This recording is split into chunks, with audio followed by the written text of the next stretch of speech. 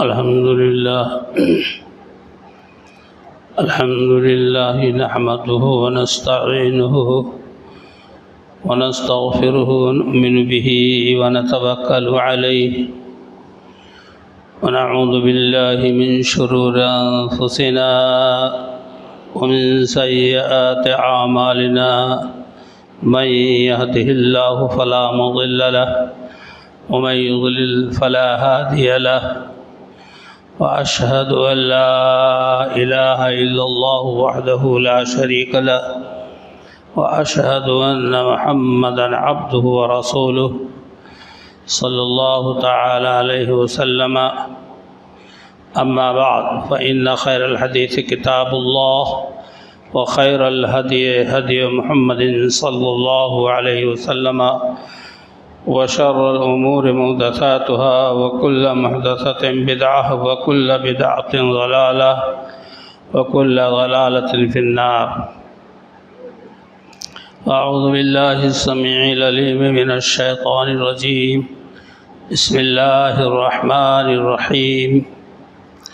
يا أيها الذين آمنوا اتقوا الله حق تقاته ولا تموتن إلا وأنتم مسلمون. يا أيها الناس اتقوا ربكم الذي خلقكم من نفس واحدة وخلق منها زوجها وبث منهما رجالا كثيرا ونساء واتقوا الله الذي تساءلون به والأرحام إن الله كان عليكم رقيبا. يا أيها الذين آمنوا اتقوا الله وقولوا قولا سديدا يصلح لكم أعمالكم ويغفر لكم ذنوبكم ومن يطع الله ورسوله فقد فاز فوزا عظيما. قال الله تبارك وتعالى في مقام آخر: ولا تقولوا لمن يقتل في سبيل الله أموات بل أحياء ولكن لا تشعرون. وَلَنَبْلُوَنَّكُمْ بِشَيْءٍ مِّنَ الْخَوْفِ وَالْجُوعِ وَنَقْصٍ مِّنَ الْأَمْوَالِ وَبَشِّرِ الصَّابِرِينَ الَّذِينَ إِذَا أَصَابَتْهُم مُّصِيبَةٌ قَالُوا إِنَّا لِلَّهِ وَإِنَّا إِلَيْهِ رَاجِعُونَ.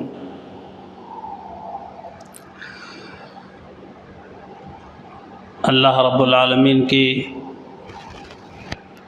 حمد و ثنا،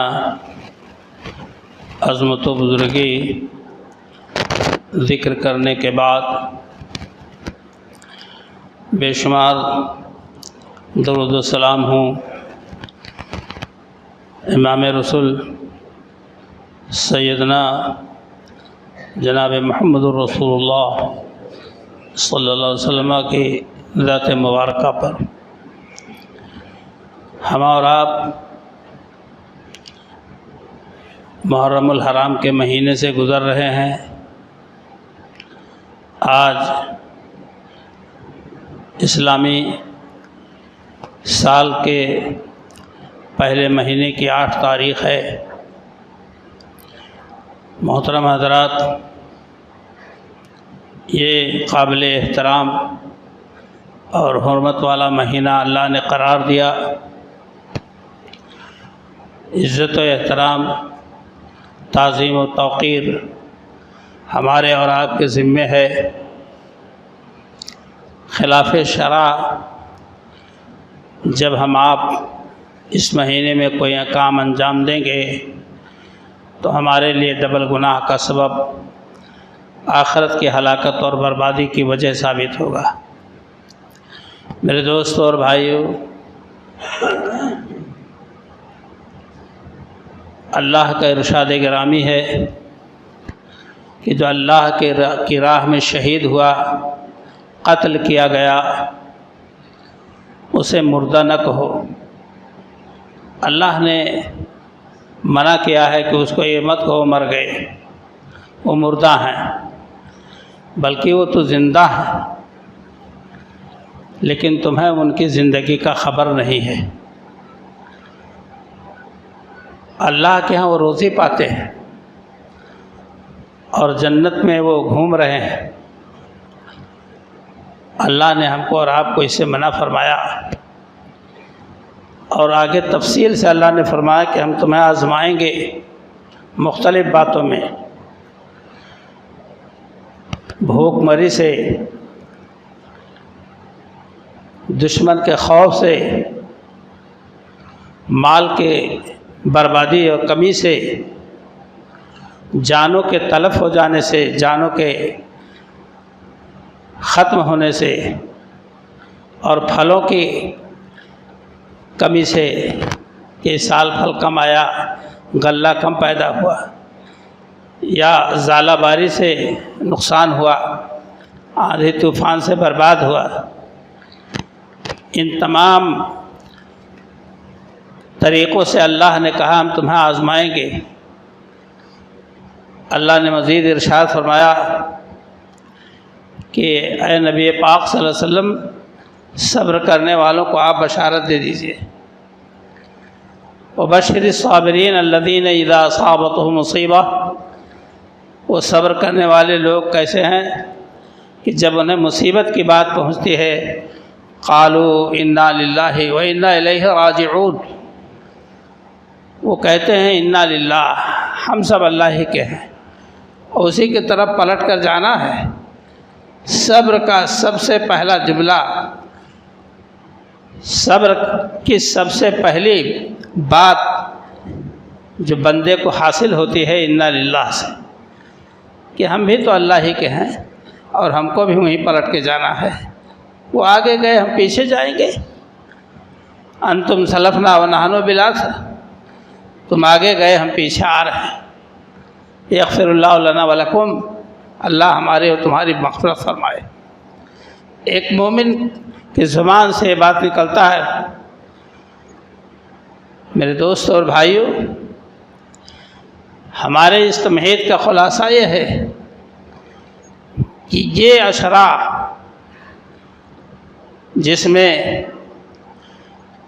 علماء کرام اہل بیت سے محبت کی تبلیغ و تلقین و تعلیم کرتے ہیں، ہماری بھی ذمہ داری بنتی ہے کہ حضرات اہل بیت سے محبت جزو ایمان ہے۔ کسی کے دماغ میں اور دل میں ذرا بھی خراش پیدا ہوا ان کی محبت کے بارے میں تو ایمان سے ہاتھ دھو بیٹھیں گے۔ اہل بیت کن کو کہا جاتا ہے، یہ بہت زیادہ لوگ اختلاف کرتے ہیں اس میں، لیکن جب قرآن کا فیصلہ ایک نہیں متعدد جگہوں پر آ چکا ہے کہ اہل بیت کون ہیں، میں یہ بات واضح کر دوں کہ جب نجران کے جو ہے نصارہ اللہ کے رسول صلی اللہ علیہ وسلم کے پاس آئے مناظرہ کرنے کے لیے، تو اللہ تعالیٰ نے کہا کہ اے نبی پاک ان سے کہو کہ ندعو ابنانا ابناکم ونساءنا ونساءکم ثم نبتہل، کہ تم اپنے آل اولاد کو بلا لو میدان میں اور ہم اپنے آل اولاد کو اتارتے ہیں اور لا مباہلہ کر لے۔ مباہلہ کا مطلب ہے کہ جو باطل پر ہے اللہ تعالیٰ کو اس پر لعنت ہو، اللہ کی رحمت سے وہ دور ہو۔ آپ صلی اللہ علیہ وسلم پر آیت اتری تو آپ نے حضرت علی کو بلایا، حضرت حسن کو بلایا، حضرت حسین کو بلایا رضی اللہ تعالی عنہم، اور بی بی فاطمہ اپنی بیٹی لخت جگر کو بلایا، اور اللہ کو مخاطب کر کے فرمایا اللہم ہؤلاء اہل بیتی، اے اللہ یہ میرے اہل بیت۔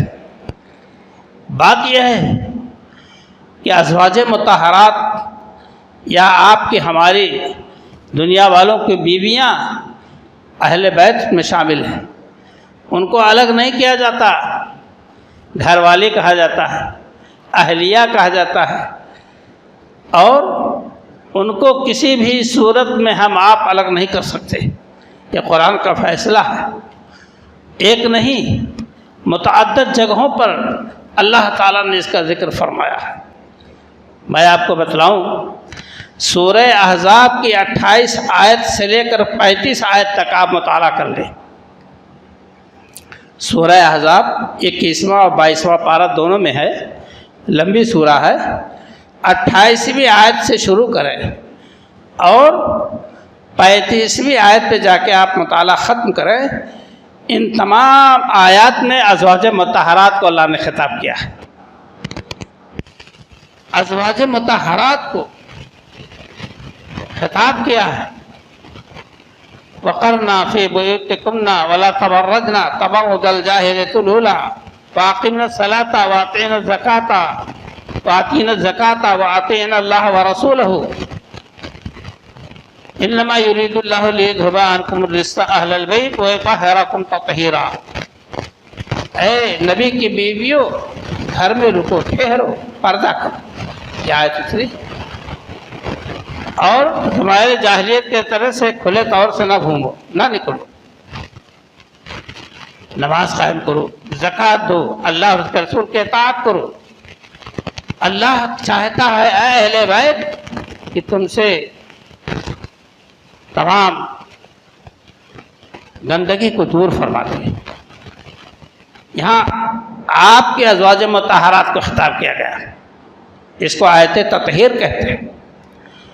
یہی نہیں، حضرت ابراہیم علیہ السلام کے پاس جب فرشتے آئے تو لمبا واقعہ ہے لیکن میں مختصر لفظوں میں کہہ رہا ہوں، تو ابراہیم علیہ السلام کے پاس جب آئے تو حضرت سارہ رضی اللہ عنہ کے کوئی اولاد نہیں تھی، نہ بیٹا نہ بیٹی، بوڑھی ہو چکی ہیں، باجھ ہو چکی ہیں، باجھ بوڑھی ہو چکی ہیں۔ ان لوگوں نے اس حالت میں بشارت دی، ابراہیم علیہ السلام نے دعا کی تو اللہ تعالیٰ نے سارہ کو جو خوشخبری دی، فسکت وجہا، انہوں نے اپنے چہرے پر ہاتھ مارا، تعجب کا، اور کہا وَأَنَا عَجُوزٌ هَذَا بَالِي شَيْخًا، میں باجھ بوڑھی ہو گئی اور میرا شوہر بڈھا، سفید بال چہرے پہ جھرریاں، قوا کمزور، اس حالت میں بشارت اللہ دے رہا۔ قالوا اتعجبین من امر اللہ علیکم اہل البیت رحمۃ اللہ وبرکاتہ اہل البیت انہ حمید مجید، اللہ کی رحمت اور اس کی برکتیں ہوں اے اہل بیت تم پر، تم اس پر تعجب کر رہی ہو؟ اللہ تعالیٰ کو اب تم دونوں سے پیدا کرنا ہے، جب تم دونوں نہیں تھے تب تو اللہ نے تمہیں پیدا کیا، اب تمہارے ذریعہ پیدا کرنا، تعجب کی کیا بات ہے؟ اور ساتھ میں کیا کہا؟ رحمت اللہ وبرکاتہ اہل البیت، اے گھر والوں، اے اہل بیت۔ یہی نہیں، قرآن کریم میں فَأَمَّا مَنْ أُوتِيَ كِتَابَهُ بِيَمِينِهِ فَسَوْفَ يُحَاسَبُ حِسَابًا يَسِيرًا وَيَنْقَلِبُ إِلَىٰ أَهْلِهِ مَسْرُورًا، کہ جب داہنے ہاتھ میں نامہ اعمال ملے گا بندے کو تو لوٹے گا اپنے بال بچوں کی طرف خوش ہو کر کے کہ رزلٹ بہت اچھا ہے، ہماری نیکیاں کام آ گئی۔ اور جس کے پیچھے کے طرف سے ماما منوتیا کتاب ہو اور آزار ہی، پیٹھ پیچھے جس کے ہاتھ میں آیا نام عمل، یدعو ثبورا، اپنی بربادی کو پکارے گا، ہائے میری بربادی، وَيَصْلَىٰ سَعِيرًا، جہنم میں ڈالا جائے گا، إِنَّهُ كَانَ فِي أَهْلِهِ مَسْرُورًا، اور یہ اپنے بال بچوں میں بہت مگن رہتا تھا، دین اسلام کی پرواہ نہیں، اللہ کا خوف نہیں، رسول کے فرمان کی اطاعت نہیں۔ آپ کہیں بھی قرآن پاک میں اٹھا کے دیکھیں گے تو اہل سے مراد آل اولاد سب شامل ہیں۔ آپ صلی اللہ علیہ وسلم نے مخصوص طریقے سے بی بی فاطمہ لخت جگر کو، حضرت علی رضی اللہ عنہ کو، حضرت حسین رضی اللہ عنہما کو جو مقام عطا فرمایا وہ اپنی جگہ برحق ہے۔ میرے دوست اور بھائیو، اللہ کے رسول صلی اللہ علیہ وسلم بہت زیادہ حسنین سے پیار فرمایا کرتے تھے، حسنین سے پیار فرمایا کرتے تھے، یہ حسن رضی اللہ عنہ، حسن رضی اللہ عنہ، اللہ نے فرمایا کہ اے اللہ میں ان سے محبت کرتا ہوں، اللہم انی احبہ فاحبہ، اے اللہ تو بھی ان سے محبت کرنا۔ یعنی اللہ سے حضور پاک صلی اللہ علیہ وسلم ارشاد کر رہے ہیں اللہ میں تو محبت کرتا ہوں تو بھی ان سے محبت کر۔ اور آپ نے ایک بات تو فرمایا کہ انی احبہما، اے اللہ میں ان دونوں سے محبت کرتا ہوں، اور جو شخص ان سے محبت کرے اے اللہ کسی کو، جو شخص ان دونوں سے بغض و کینہ رکھے اللہ ان سے تو بغض و کینہ رکھے۔ یہ اللہ کے رسول صلی اللہ علیہ وسلم نے فرمایا۔ برا ابن عازب رضی اللہ عنہ کہتے ہیں ایک بار رسول اللہ صلی اللہ علیہ وسلم نکلے، آپ کے کندھے پر حضرت حسن رضی اللہ عنہ بیٹھے ہوئے تھے، دوسرے کندھے پر حضرت حسین رضی اللہ عنہ بیٹھے ہوئے تھے۔ کبھی آپ ان کو بوسہ دیتے، کبھی آپ ان کو بوسہ دیتے، کبھی داہنے والے سے کبھی بائیں والے سے پیار فرماتے، اور کسی نے اسی پر کہہ دیا کہ بہت عمدہ سوار ہیں۔ آپ نے فرمایا کہ سواری تو بھی بہت اچھی ہے کہ اللہ کے رسول کے کندھے پر ہمارے نواسے بیٹھے ہوئے ہیں۔ غرض کی ایک تاریخ ہے اہل بیت حضرت حسنین رضی اللہ تعالیٰ عنہ کی محبت کے بارے میں میرے دوستوں اور بھائیوں۔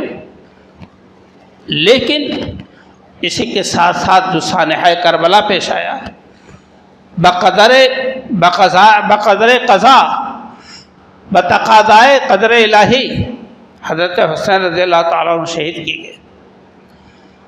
یہ کوئی نئی بات نہیں تھی کہ جو غم اور رنج کا بوجھ آپ ہم سر پر اٹھا لیتے۔ قرآن کی تعلیم ہر موڑ پر صبر کی ہے، اور شہادت تو بہت بڑا درجہ ہے۔ شہادت اتنا بڑا درجہ ہے کہ اللہ تعالیٰ شہید سے پوچھے گا کہ تیری کیا خواہش ہے، تو کہے گا اللہ تعالیٰ مجھے دنیا میں بھیج دے تاکہ میں تیری راہ میں جہاد کروں، ثم اقتل، پھر شہید کر دیا جاؤں، ثم احیا ثم اقتل، ثم احیا ثم اقتل، پھر زندہ کیا جاؤ، پھر شہید کیا جاؤ، پھر زندہ کیا جاؤ، پھر شہید کیا جاؤ۔ یہ میری خواہش ہے اللہ تعالیٰ، جبکہ وہ بات ناممکن ہے کہ اللہ کسی کو دنیا میں دوبارہ نہیں بھیجے گا۔ میں عرض کر رہا ہوں کہ مقام شہادت پانے کے بعد ہمارے اور آپ کے پاس رنج و غم کا کوئی مفہوم ہی نہیں رہ جاتا۔ شہید زندہ ہوتے ہیں، اسی لیے ان کا جنازہ نہیں پڑھا جاتا ہے۔ اور میں نے ابھی عرض کیا یہ کوئی نئی بات نہیں۔ آپ آئیے 313 غزوہ بدر میں کھڑے ہیں، 14 شہید ہو گئے، غزوہ احد میں 70 شہید ہو گئے۔ ریل اور ذکوان کے قبائل آئے اور اللہ کے رسول صلی اللہ علیہ وسلم سے عرض گزار ہوئے کہ آپ ہمارے علاقے میں مبلغین بھیج دیجئے، لوگ مسلمان ہونا چاہتے ہیں۔ آپ صلی اللہ علیہ وسلم نے 70 صحابہ کرام کو بھیجا، اور ایک ویران علاقہ میں لے جا کر دغا بازی کر کے ان لوگوں نے 70 صحابہ کرام کو شہید کر دیا، جس کی خبر اللہ تعالیٰ نے حضرت جبریل علیہ السلام کے ذریعہ آپ صلی اللہ علیہ وسلم کو اطلاع دی، جس کا اثر آپ کے دل پر اتنا زیادہ ہوا 1 مہینہ مسلسل آپ صلی اللہ علیہ وسلم نے ان کے حق میں بددعائیں کی۔ یہ دھوکے باز ہمارے صحابہ کرام کو لے جا کر شہید کر دیے۔ حضرت عمر فاروق رضی اللہ عنہ بحالت نماز شہید کیے گئے، حضرت عثمان غنی بحالت تلاوت قرآن پاک شہید کیے گئے، حضرت علی رضی اللہ تعالیٰ عنہ فجر کی نماز کے لیے نکلے اور راستے میں مار دیے گئے، نہ مسجد کے چوکھٹ پر پہنچتے، کوفہ کے اندر۔ شہادتوں کا ایک سلسلہ ہے، لیکن ان لوگوں کے لیے نہ کبھی کوئی نوحہ نہ ماتم، نہ سینہ کوبی، نہ وائلا کہ کوئی مجلس نہیں رچائی جاتی ہے، نہ ڈھول پیٹے جاتے ہیں۔ ہندوستان کی بدقسمتی میں یہ بات لکھی ہوئی کہ تیمور لنگ بادشاہ یہاں سے کربلا معلیٰ جاتا، زیارت کر کے چلا آتا، جب معذور ہو گیا مجبور ہو گیا تو اس نے اسی شکل کی ایک تعزیہ بنائی یا ایک ڈھانچہ بنا کے کھڑا کیا، روضہ جو ہے حسین رضی اللہ عنہ کی طرح اور اس کا طواف کیا، اس کا سجدہ کیا اور لوگوں کو اس پر ابھارا، اسی وقت سے بدترین ایجاد بدعت شرکیہ عمل اسی وقت سے ایجاد ہوا اور چلا آ رہا ہے۔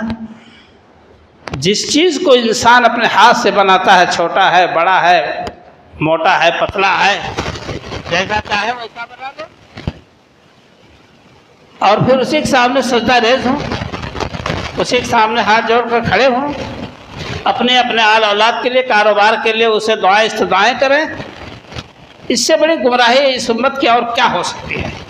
اور نام دیتے ہیں محبت کا۔ افتعبدون ما تنحتون، کیا تم اس کی عبادت کرتے ہو جس کو اپنے ہاتھوں سے تم گردے بناتے ہو؟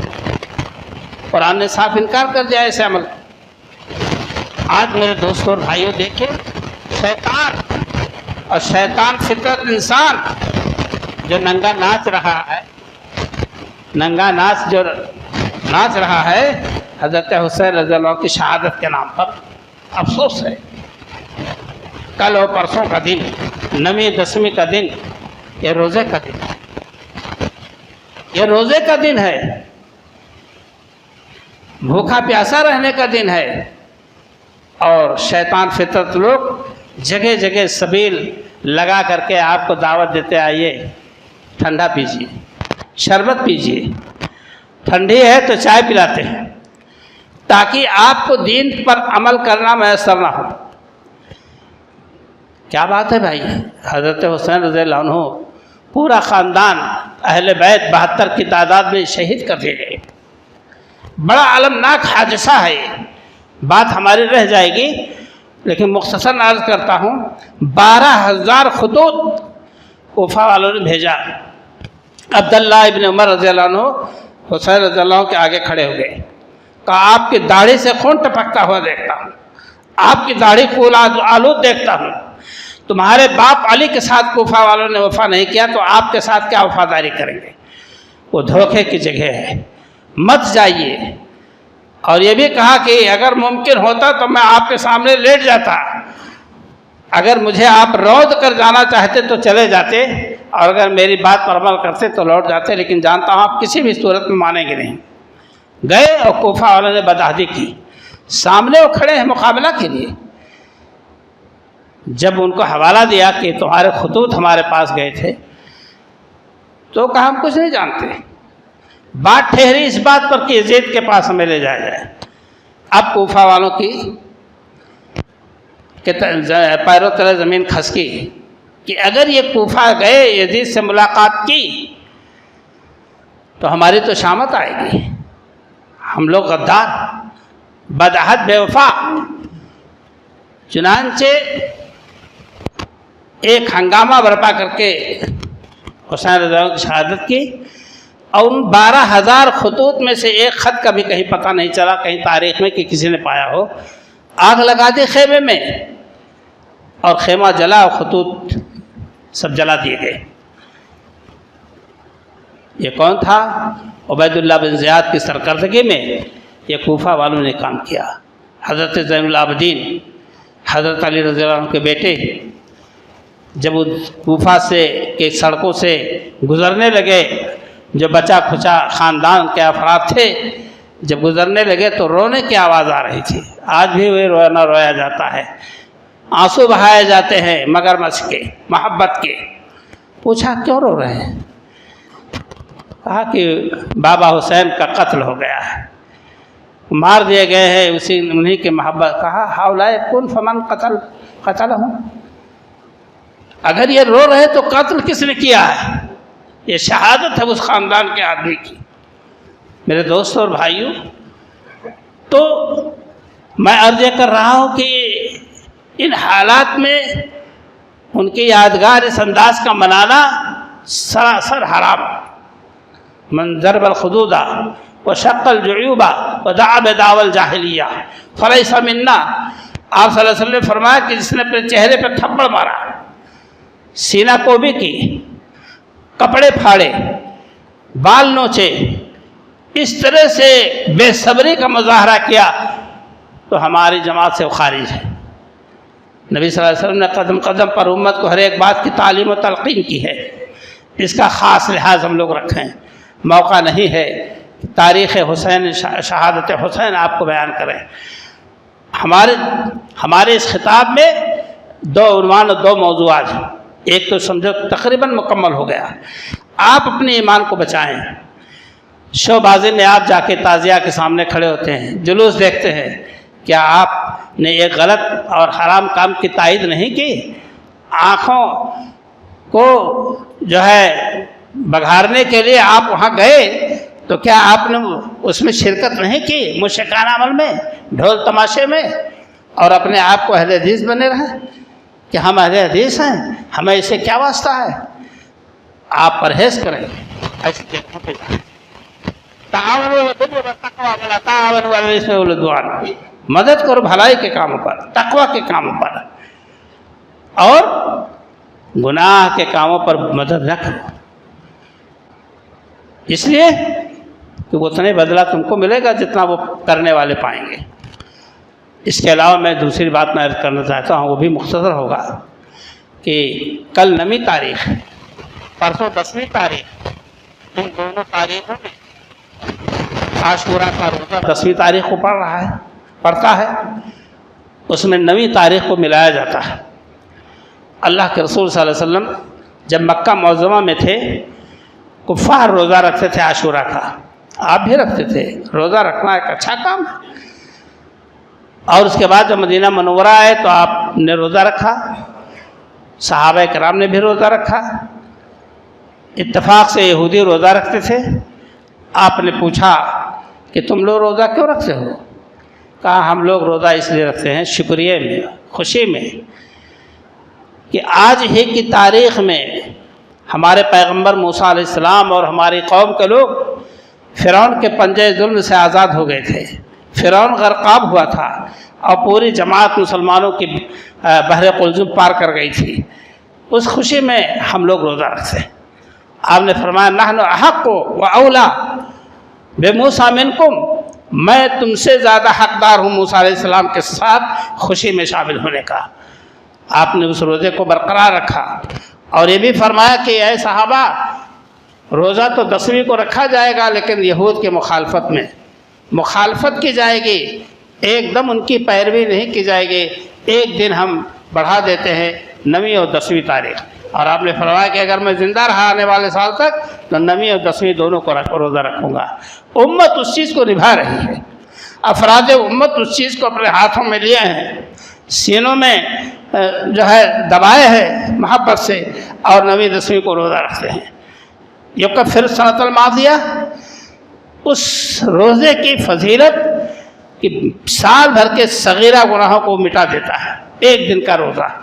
اس طرح کے روزے شریعت میں رمضان مبارک, عید الفطر کے بعد شوال میں 6 روزے, ہر مہینے میں 13, 14, 15 چاند کی تاریخ میں ایام 20 کے روزے, ہر ہفتے سوموار اور جمعرات کے روزے, اس طرح سے اور عاشورہ کا روزہ. اس طرح کے تمام روزے آپ کو مستحب والے روزے ملیں گے جسے اللہ کے رسول صلی اللہ علیہ وسلم نے کر کے دکھایا ہے, امت کو بتایا ہے. میرے دوستوں اور بھائیوں, یہ روزے کا دن ہے, احترام کا دن ہے, اور اس خوشی کی وجہ سے جس میں موسیٰ علیہ السلام اور آپ کی قوم فرعون کے پنجے ظلم سے آزاد ہو گئی تھی. آج ہم اور آپ کیا کر رہے ہیں؟ اگر کوئی جاہل فرقے کا کوئی آدمی روزہ رکھتا ہے تو کہتے ہیں غمی کا روزہ ہے. یہ بھی نہیں پتہ کہ اللہ کے رسول صلی اللہ علیہ وسلم نے روزہ کیوں رکھا, صحابہ کرام کو روزہ رکھنے کا حکم کیوں دیا. جب یہ اس کا اہتمام حضور اکرم صلی اللہ علیہ وسلم بہت زبردست کرتے تھے. فرمایا کہ شہر اللہ المحرم, محرم اللہ کا مہینہ ہے. مہینہ تو سب اللہ کا ہے, لیکن فضیلت آپ نے کیا دی؟ اور یہ اللہ کا مہینہ ہے, محرم الحرام کا مہینہ, اور اس میں تم 10ویں تاریخ کو روزہ رکھو. آپ نے ارشاد فرمایا, صحابہ کہتے ہیں کہ اتنی زیادہ فضیلت والا روزہ آپ نے بتایا کہ روزوں میں سب سے زیادہ نفلی روزوں میں اہمیت محرم الحرام کے 10ویں تاریخ کا روزہ ہے. اور نمازوں میں فرض نماز کے بعد، فرض روزوں کے بعد محرم کی 10ویں تاریخ، اور فرض نمازوں کے بعد کون سی نماز کی اہمیت ہے؟ صلاۃ اللیل، رات کی نماز، تہجد کی نماز۔ آج حالت یہ ہے اس قوم کی کہ سوئی ہوئی قومیں جا گئیں، بیدار مسلمان سوتا ہے، 7 بجے تک ہمارے دروازے نہیں کھلتے ہیں۔ نصیحت نے پڑوس کے ہندوؤں سے، جن کے گھروں کے بچے ہم سے کہیں پہلے بیدار ہو کر وہ گھوم گھاما کر اپنے گھر کی جھاڑو دیتے ہیں، اور ہمارے گھر کی بہو بیٹیاں آرام کی میٹھی نیند سوتی ہیں۔ نہ اذان ہے نہ فجر کی نماز، تو تہجد کی بات تو بڑی دور کی ہو گئی۔ مسجد میں لوگ 4-6 لوگ بالکل متعین ہیں، نہ اس سے کم نہ بیشک کرو، کم ہو سکتے ہیں لیکن زیادہ نہیں۔ 4-8 لوگ ہمیشہ مسجد میں بس آتے ہیں، نہ اس میں زیادتی ہوتی ہے اور نہ کسی کا شوق بھرتا ہے اللہ کی عبادت کے لیے۔ تو میرے دوستوں اور بھائیوں، میں عرض یہ کر رہا تھا کہ سب سے زیادہ قابل احترام روزہ جو ہے نبی صلی اللہ علیہ وسلم نے رمضان مبارک کے روزے کے بعد جو قرار دیا وہ ہے محرم الحرام کا روزہ۔ اور اسی طرح سے صحابہ کہتے ہیں، ابن عباس رضی اللہ عنہما، عبداللہ ابن عباس کہتے ہیں ما رأيت النبي صلی اللہ علیہ وسلم يتحرى صيام يوم فضله على غيره الا هذا اليوم اولا یوم عاشوراء وهذا الشهر، یعنی شہر رمضان۔ شہر رمضان کی فضیلت پر کسی مہینے کو فضیلت نہیں، اور نفلی روزوں میں یہ 10ویں تاریخ کا روزہ جو آپ صلی اللہ علیہ وسلم کو میں نے دیکھا کہ اتنا احترام فرماتے تھے۔ ہم اور آپ اس چیز کو جو ہے اپنانے کی کوشش کریں میرے دوست اور بھائیوں۔ مسائل صوم یوم عاشوراء کے بارے میں آپ نے یہ بھی فرمایا کہ اگر 9ویں 10ویں نہیں ہو رہا ہے، چھوٹ گیا ہے 9ویں، تو 10ویں 11ویں کو رکھ لو۔ اگرچہ بہت زیادہ قوی بات نہیں ہے لیکن اس میں اجازت ملی ہے، مگر سب سے افضل طریقہ 9ویں اور 10ویں کا روزہ ہے۔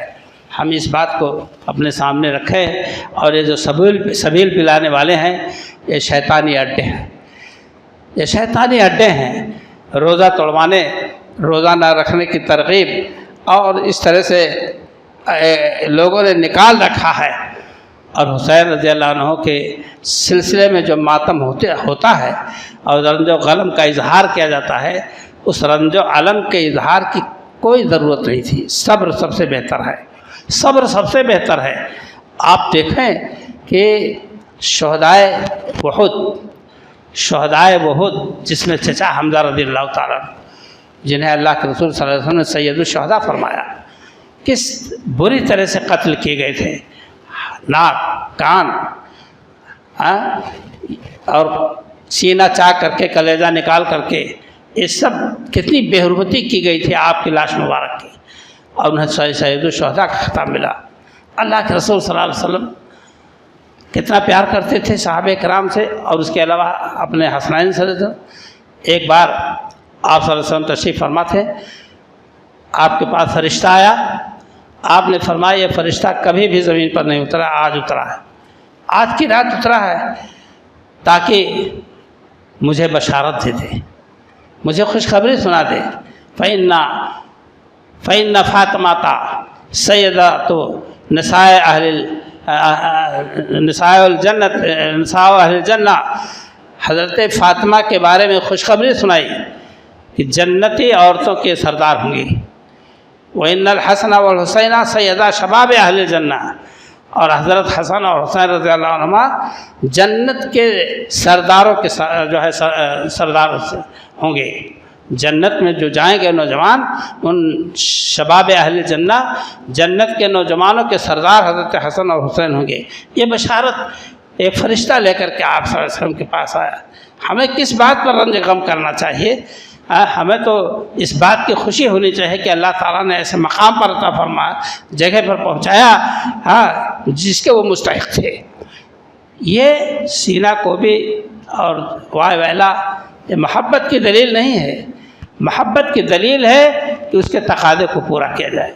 آپ نے بارہا سنا ہے مجھ ناچیز کی زبان سے کہ صحابہ کرام رضی اللہ تعالیٰ عنہم آپ صلی اللہ علیہ وسلم کے وضو کا پانی زمین پر نہیں گرنے دیتے تھے، آپ نے پوچھا ایسا کیوں تم کودے پڑتے ہو، وضو کے پانی پر کیوں جھپٹتے ہو؟ ہمیں آپ سے محبت ہے، عقیدت ہے۔ تو آپ نے فرمایا مجھ سے عقیدت ہے تو پڑوسی کے ساتھ حسن سلوک کرو، نماز قائم کرو، زکوٰۃ دو، دین کے تقاضے کو پورا کرو۔ ہم سے محبت کی دلیل یہ ہے، وضو کا پانی لے کر کے جسم پہ مل لینا اس کو محبت کی دلیل نہیں کہتے ہیں۔